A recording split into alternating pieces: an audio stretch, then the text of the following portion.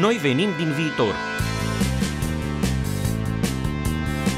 Inteligență artificială, revoluție tehnologică, blockchain, realitate virtuală, bani digitali, Internet of Things. Vreți să țineți pasul cu noile tehnologii care ne schimbă viața? Stați cu noi la emisiunea Noi venim din viitor, prima emisiune de radio din România despre secretele viitorului. Cu Mirel Bran și invitații săi la RFI România, în fiecare vineri de la ora 5:30 la 6 și în reluare sâmbătă după știrile de la ora 11. O emisiune oferită de BRD, Grup Societe Generală. Bine vă regăsim la o nouă ediție a emisiunii Noi venim din viitor, prima emisiune din România în care vorbim nu despre ce a fost, ci despre ce va fi. Sunt Mirel Bran și timp de o jumătate de oră vă propun să ne uităm la noi puțin pe dos, nu dinspre trecutul nostru, ci din viitorul nostru. România are un viitor și este mai bun decât vor alții să credem. Dacă ne-am face o imagine despre România din ceea ce vedem la televizor sau auzim de la clasa politică, am luat-o la fugă. Și sunt peste 4 milioane de români care au luat-o la fugă înspre vest cu gândul la o viață mai bună.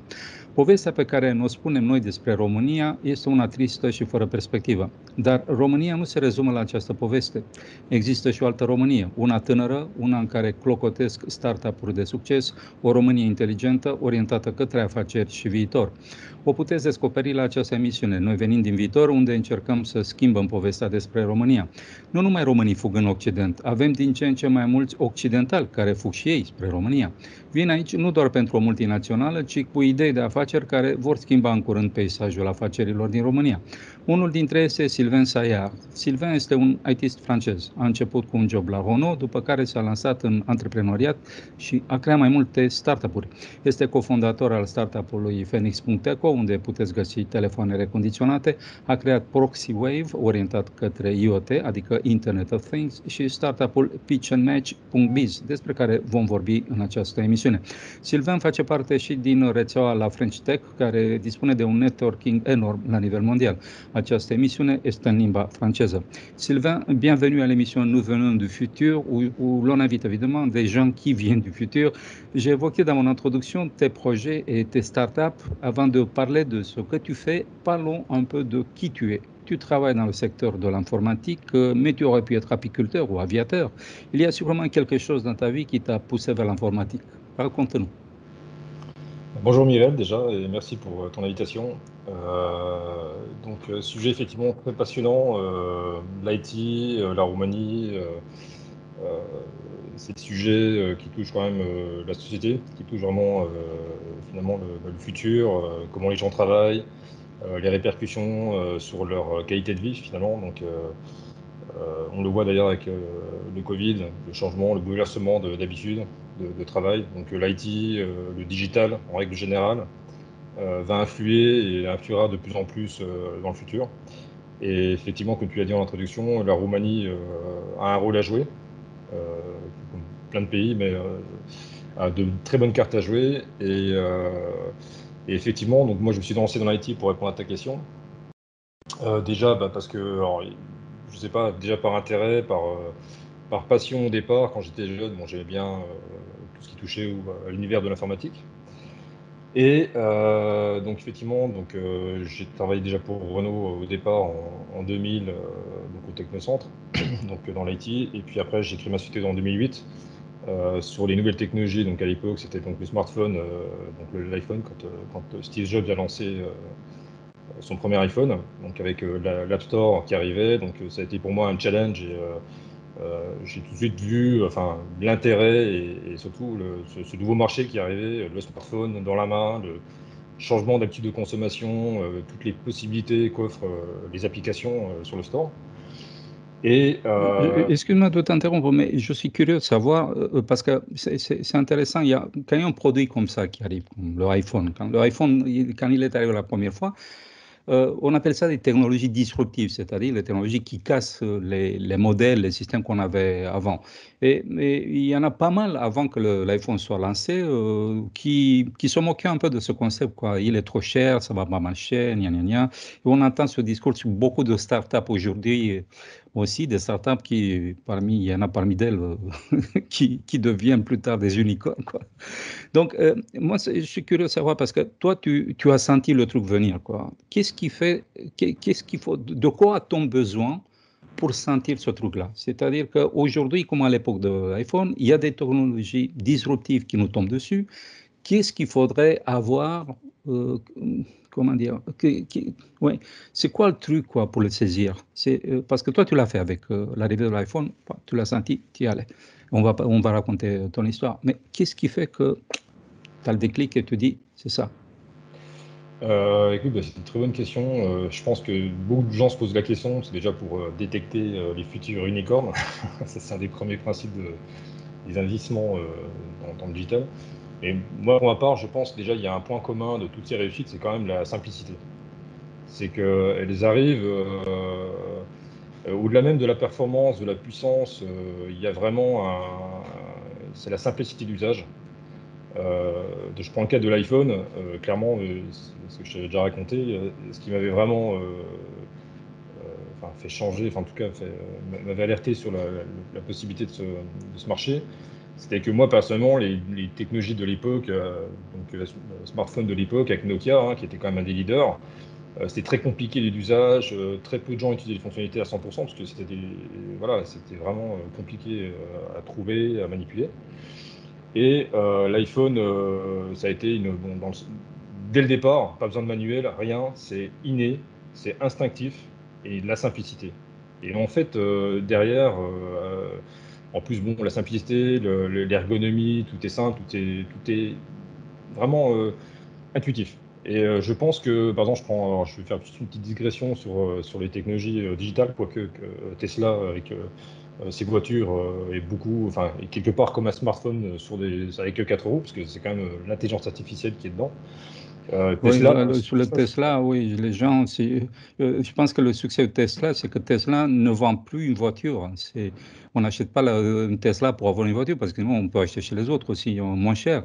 Mais Tesla, on achète, comme l'iPhone à l'époque, on achète la technologie quoi, qui est dans la voiture.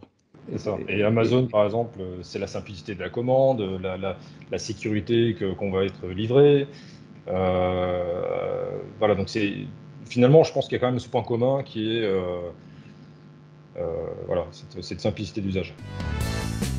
Noi venim din viitor, prima emisiune de radio din România despre secretele viitorului. Cu Mirel Bran și invitații săi la RFI România. Revenons un peu sur ton parcours. Donc, tu démarres chez Renault. Ensuite, qu'est-ce qui se passe? Qu'est-ce qui t'amène en fait jusqu'à Bucarest? Parce que tu es à Bucarest, tu es en Roumanie, installé depuis des années. Tu fais ta vie ici, tu fais tes affaires ici. Comment tu es arrivé depuis chez Renault jusqu'en Roumanie? Alors déjà, j'ai rencontré ma future femme en Roumanie pour des raisons. Je suis venu une première fois en Roumanie en 2005. C'est là où j'ai rencontré ma future femme. Et depuis le départ, depuis que je suis jeune, j'ai toujours voulu créer ma société. Donc en fait, quand j'ai eu l'occasion de pouvoir de créer ma société sur la base d'un partenariat avec Renault, avec qui je travaillais déjà, ça a été l'occasion pour moi de monter une filiale en Roumanie directement, puisque je commençais déjà à m'intéresser sur ce marché qui était en pleine croissance, où les compétences étaient là, et j'avais déjà quelques contacts aussi locaux. Et donc de manière personnelle et aussi par intérêt aussi évidemment économique sur la Roumanie. Donc je me suis installé en Roumanie à partir de 2008, même si je faisais beaucoup l'aller-retour entre la France et la Roumanie. Et tu as démarré ici plusieurs affaires. Comment tu as fait en fait? Tu as commencé, tu as fait plusieurs startups en fait. Tu es cofondateur de Phoenix.eco, dont on a déjà parlé dans cette émission avec Grégoire Vigrou, qui vend des téléphones reconditionnés, qui marchent très bien d'ailleurs. Tu as créé une autre société qui s'occupe de ce qu'on appelle en anglais IoT, Internet of Things. Et puis la dernière affaire dont on va parler aussi, Pitch and Match, on va voir ce que c'est. Mais Phoenix, on ne va pas en parler parce qu'on l'a déjà fait dans cette émission. Parlons un peu de qu'est-ce que c'est que cette IoT, qu'est-ce que tu as créé à Bucarest et comment ça marche? Alors effectivement, alors ma société déjà était une agence de développement sur mobile et web, donc c'est là où je me suis sur l'application mobile. Et donc très rapidement, il y a eu à l'époque, je ne sais plus les dates exactes, en 2015, Apple qui sort le iBeacon. d'ailleurs qui ressemble beaucoup maintenant à l'iTag qui est vendu dans le commerce Bluetooth pour retrouver ses affaires.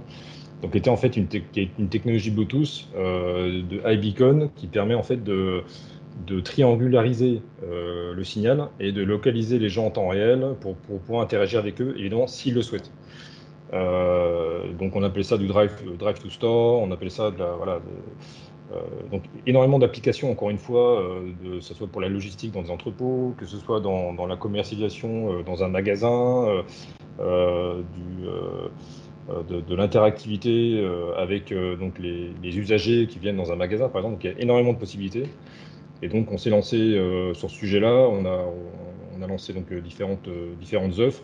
Donc voilà, donc c'était vraiment et d'ailleurs bon l'IoT pardon dans sa globalité, c'est vraiment encore une fois c'est lié à la big data, c'est lié au machine learning. On a de plus en plus d'interactions avec des composants, avec tout ce qui nous entoure. Et aujourd'hui, on a alors c'est aussi un peu effrayant quelque part. C'est un sujet qui est vraiment très délicat puisque on touche à la liberté aussi un peu de circulation, ce genre de sujets qui deviennent un peu d'ailleurs d'actualité, mais qui permet d'interagir avec l'ensemble de ces composants pour en tirer des informations. Après, évidemment, tout dépend de comment on les traite et qu'est-ce qu'on en fait.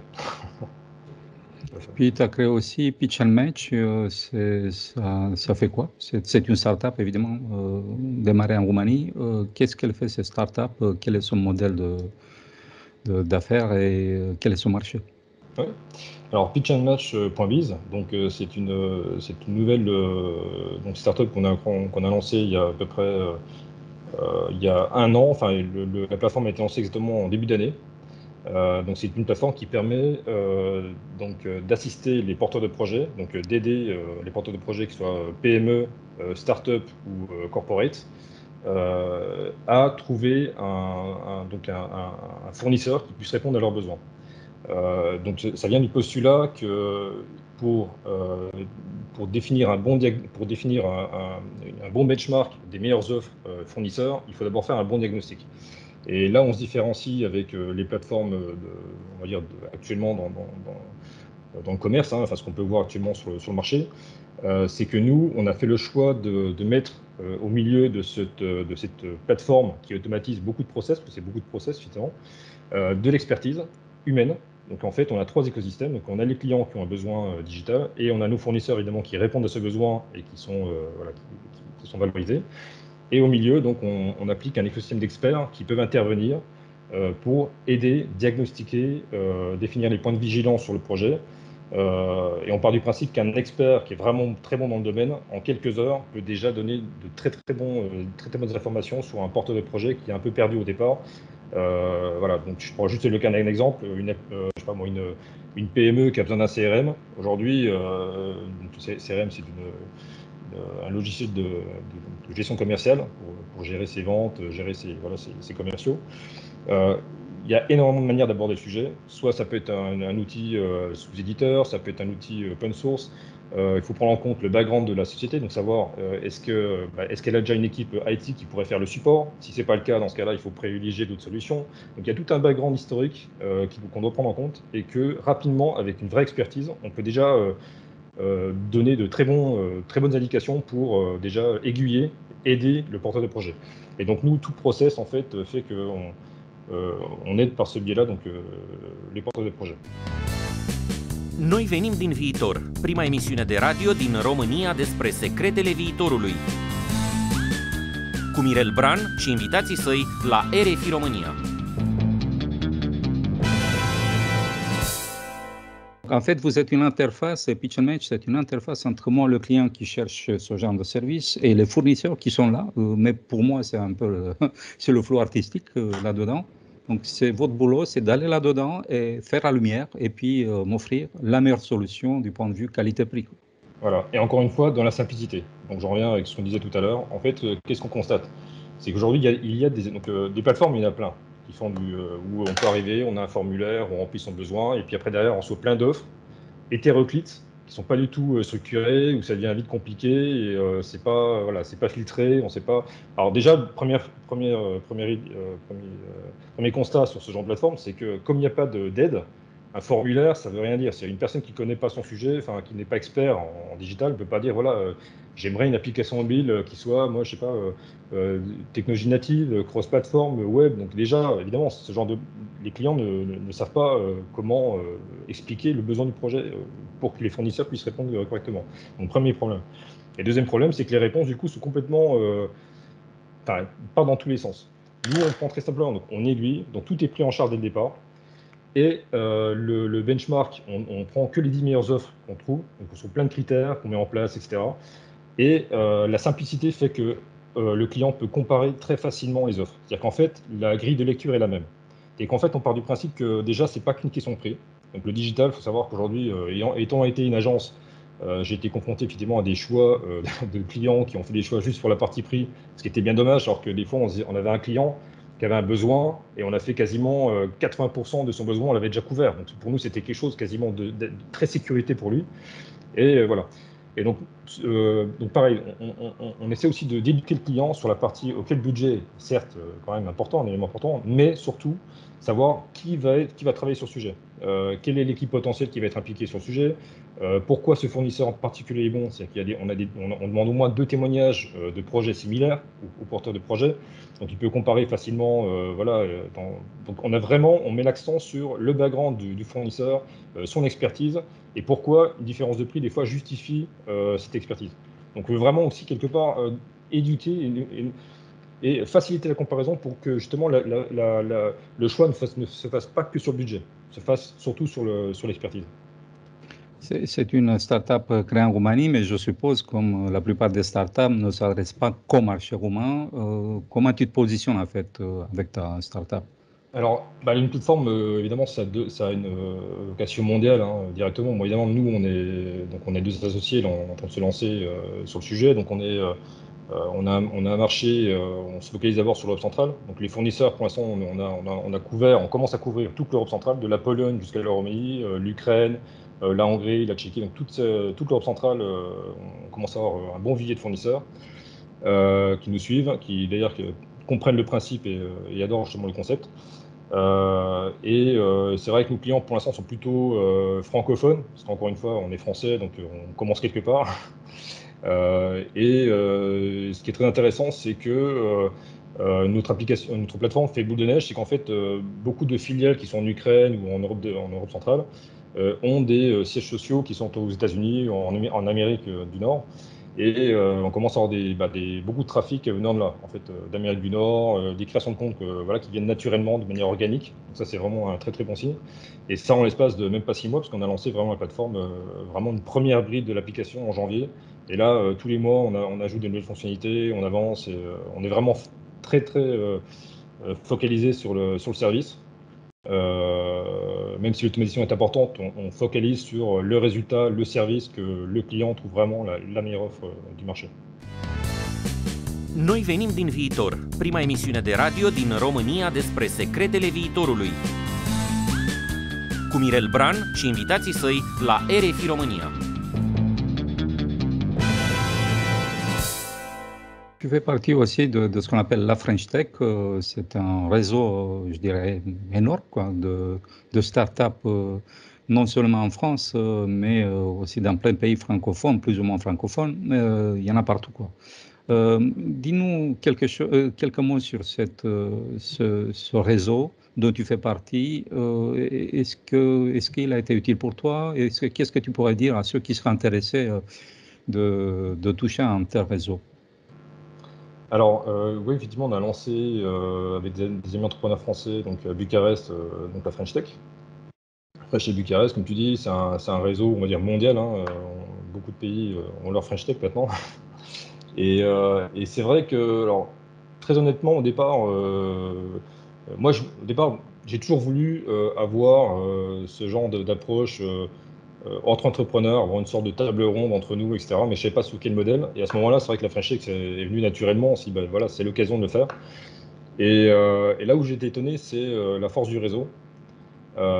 mais par les entrepreneurs. C'est qu'en fait, alors, faut savoir que la French Tech, c'est une initiative gouvernementale française hein, qui vient à l'époque sous le gouvernement Hollande, de François Hollande, et c'était Fleur Pellerin qui avait lancé une initiative à l'époque, je ne sais plus, il y a 2015, il me semble, je ne sais plus exactement la date. Alors, par définition, moi, tout ce qui vient d'initiatives gouvernementales, je ne suis pas spécialement, je prends ça avec un peu de distance. Mais la force de la French Tech, finalement, c'est les entrepreneurs, c'est les réseaux et le fait que c'est venu comme si c'était un peu l'occasion pour nous de se regrouper. Et je me rends compte, c'est très fort. On est en train de lancer des initiatives en Europe centrale, en train de créer des clusters de French Tech. Là, on s'associe avec la French Tech Ukraine, French Tech Pologne, Bulgarie. On est en train déjà de créer ces clusters. Et voilà, on fait des groupes, des confos régulièrement, des initiatives viennent directement, et les opportunités finalement se font comme ça. C'est beaucoup de rencontres, voilà, des associations d'idées, de compétences, et j'invite vraiment les gens à nous rejoindre. Alors déjà, French Tech Bucarest est entièrement gratuit, hein, l'inscription est entièrement gratuite. Et on organise des événements régulièrement pour qu'on puisse se rencontrer et vraiment tous les entrepreneurs, que ce soit des étudiants, des jeunes, quelle que soit l'origine, peuvent venir et je pense que c'est un excellent moyen d'entreprendre. Oui, je t'écoutais, je me disais que rien que le fait de se mettre à deux, de parler, ça apporte une plus-value. Et quand on pense à la plus-value d'un réseau, c'est énorme. C'est énorme. Plus il y a de gens qui se connectent, plus il y a de la plus-value qui se crée. Rien que dans l'échange d'idées, hein. Cet effet networking est très, très connu dans le monde de l'informatique. Maintenant, de plus en plus d'affaires déménagent dans le digital, dans le virtuel. On déménage une bonne partie de notre vie dans le virtuel. Et là, l'effet de networking est fondamental. C'est énorme. Et on voit des petites boîtes, des petites startups qui se mettent en place et qui, très rapidement, arrivent à des chiffres d'affaires inimaginables. Même en Roumanie, on a le phénomène que tout le monde connaît maintenant, l'UiPath, hein, qui était une petite start-up démarrée en 2015 dans un petit appartement à Bucarest. Maintenant, c'est une affaire valorisée à New York à 40 milliards de dollars. C'est énorme, mais ce n'est pas la seule. Il y en a d'autres derrière qui arrivent. Toi, qu'est-ce que ça te fait comme effet, la Roumanie? C'est un pays où tu habites depuis un bon moment. C'est un pays que tu as eu le temps d'intégrer. Ça fait quoi pour toi, la Roumanie? La Roumanie, pour moi, c'est vraiment c'est du potentiel, dans le sens où, alors les compétences, évidemment, les compétences digitales, on les a aussi en France. C'est un marché qui est au moins au niveau voilà, de ce qu'on trouve en France. Et j'aime bien aussi le rapport aux affaires des Roumains. Enfin, personnellement, moi, j'aime bien le rapport que j'ai avec les Roumains en général. Ils sont très directs. Il n'y a pas de protocole, on va dire, il y a moins de protocole. En tout cas, c'est beaucoup plus simple en termes personnellement, de vivre en Roumanie et de faire des contacts en Roumanie. Et ça facilite aussi le réseau et cette création d'opportunités. Et tes projets d'avenir, ça donnerait quoi? Dans quelle direction tu penses continuer? Bon, je sais que tu as plein d'affaires, mais si on essaie d'imaginer une perspective, dans quelle direction tu vas, tu nous dirais quoi? Alors déjà, Pitch c'est vraiment, je suis à 150% sur le sujet. C'est vraiment un choix. Et d'ailleurs, alors moi j'ai eu plusieurs opportunités. Enfin, j'ai fait beaucoup de projets avant, même dans le cadre de mon agence, et j'en ai échoué pas mal. Et une des raisons aussi pour laquelle j'ai échoué ces projets-là, c'est parce que j'étais pas impliqué à 100%. Déjà, c'est la première chose. Et aujourd'hui, on est dans un monde où il faut être impliqué voilà, à 100% et d'avoir une méthodologie projet qui ne soit pas dans l'attente de faire un projet et ensuite livrer et tester le marché. On a une démarche, alors là encore une fois je disais, je reprends la référence à Elon Musk, mais c'est vraiment ça, quand je vois ce que fait SpaceX et qu'ils sont capables de faire du prototypage de fusée, je lui dis on peut quand même faire un prototypage simple de plateforme digitale. Donc quelque part c'est ça, c'est vraiment de tester en permanence, de livrer, on a les outils maintenant numériques qui permettent de faire du prototypage, de faire des MVP très rapidement. et de se tester, de se confronter au marché et d'apprendre du marché. Noi venim din viitor, prima emisiune de radio din România despre secretele viitorului. Cu Mirel Bran și invitații săi la RFI România. Imaginons une sorte de frontière au-delà de laquelle on ne peut plus prévoir, avec les données qu'on a aujourd'hui, ce qui va se passer dans le monde, quoi. On ne sait plus. Et cet horizon-là n'est pas très loin, hein, parce que les technologies évoluent à une vitesse assez ahurissante. Il y a aussi cet aspect de la technologie qui fait peur et qui est palpable, on le voit. Il y a des gens à qui ça fait peur. On peut le comprendre. Comment on peut réagir dans un monde où la technologie, en fait, évolue beaucoup plus vite que notre capacité de comprendre ce qui se passe, hein, qui est limitée? C'est une bonne question et quelque part, je te rejoins, hein, c'est ça. Même moi qui suis pourtant technophile, je reconnais qu'on va très vite, qu'on ne peut pas beaucoup d'éléments vont devoir être traités de manière un peu éthique, même philosophique. Notre rapport à l'évolution, on parlait de transhumanisme, quelque part, il y a ça aussi qui va... Énormément de technologies vont nous confronter à notre réalité de vie, notre réalité d'être humain. Et je reconnais que ça peut être très effrayant, hein, même moi qui suis vraiment pourtant sur le sujet. On parle même quand on voit un peu ce que fait même Boston Dynamics avec ses robots qui se promènent tout seuls, avec maintenant qui peuvent être complètement autonomes. Les drones. Enfin, effectivement, c'est des sujets passionnants, mais qui sont assez effrayants et quelque part un peu comme la RGPD, c'est-à-dire que là pour le coup, je donne un bon point pour l'Europe. C'est un sujet qui est difficile parce qu'il faut quand même se confronter au lobbying des GAFA qui sont puissants, qui ont leur propre intérêt.